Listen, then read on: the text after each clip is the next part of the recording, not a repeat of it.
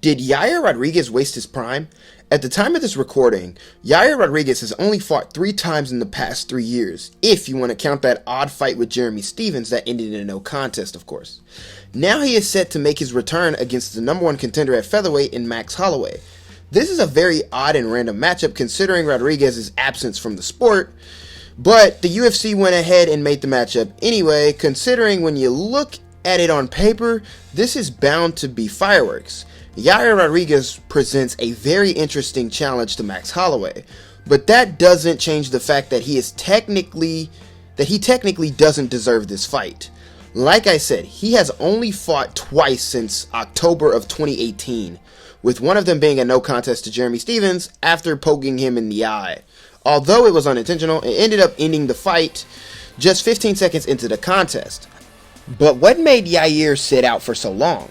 Well, just like a lot of fighters, a lot of it had to do with injury, but it was also a feud with the UFC, so much so that they considered not re-signing him after he was a free agent. But it somehow got resolved, things got right, and now he is set to make his return once again. Rodriguez was also suspended by USADA for not confirming his whereabouts. This began to frustrate fans considering he wasn't fighting and he was continuously messing up outside of the octagon. It brings up the big question. Why wasn't he confirming his whereabouts? Why did he take so long outside of the sport? And my biggest question for him, why wasn't he living up to his potential? Yair has a very exciting and flashy style. He has a lot of kicks, utilizes a lot of flying techniques, and though his boxing is very wild, it makes for interesting exchanges.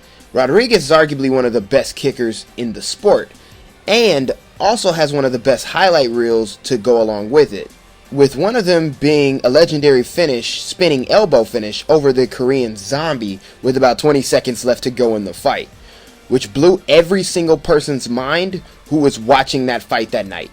He is a human highlight reel, but it just bothers me that the guy's best wins is over the Korean Zombie, which was more than 4 years ago.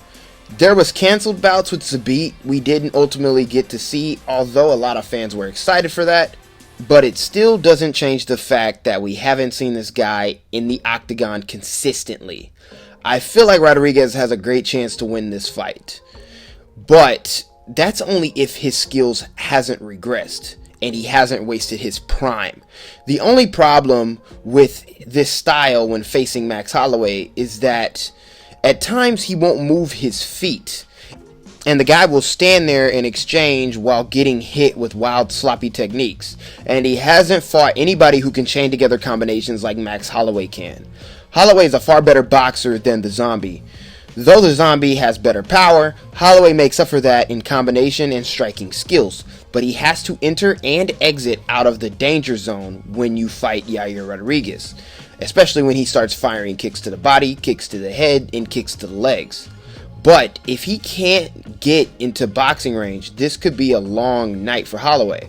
But if Holloway can get into boxing range, it's going to be an even longer night for Yair Rodriguez.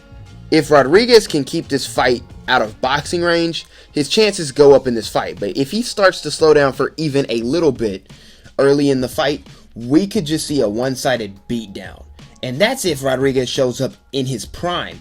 If he is just a shell of his former self because he chose to sat out most of his prime, well, this might not be much of a fight considering he's fighting a stylistic nightmare for him on the feet and is not as good as he used to be.